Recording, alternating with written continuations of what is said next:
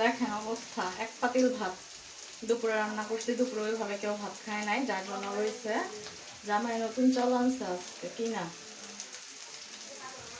আর এই চালের ভাত থাকে না, এক পাতিল ভাত নরম হয়ে গেছে। এটা এইভাবে তো খাওয়া যাবেই না, যার জন্য আমার রাতে 10টার দিকে এখন ভাত ভাজতে হয়ে যাচ্ছে। কিচ্ছু করার নাই, ভাতগুলোতে এতগুলো ভাত নষ্ট করা যায় না। একটু একটু ভাত থাকলে যা একটু একটু ই হয়, কিন্তু একসাথে প্রায় 3 পট চাউলের ভাত নষ্ট করা তো অসম্ভব।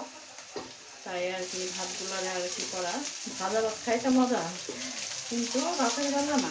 এটা হচ্ছে সকালবেলা খাইলে ভাজা ভাত মজা লাগে। কতগুলো ভাত কয়রার ভিতরে আটবে কিনা, এত বড় কয়রা বলা হয় না। কি চাউল ভাঙছে, ভাত একদমই থাকে না।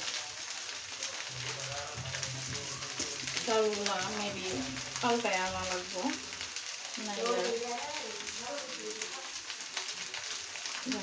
কতগুলো ভাত।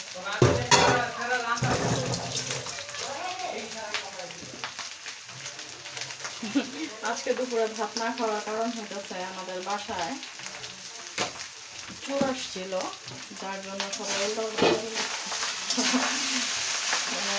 এই চুল নিয়ে উল্টাপাল্টা লাগাইছে, যার জন্য আর কি দৌড়াদৌড়িতে কেউ আর তেমন ভাত খায় নাই। আর রাতের বেলা এখন ভাজা ভাত খাওয়া লাগবো, সাথে তো খাওয়াবো গ্যাসের বইও খাওয়া লাগবো, নাইলে আর উপায় নাই। আপনারা কে কে ভাজা ভাত খাইতে পছন্দ করেন বা কাকে ভালো লাগে জানাই। আমার ভালো লাগে ভাজা ভাত, কিন্তু সকালবেলা খাইতে ভালো লাগে, বিকালবেলা না।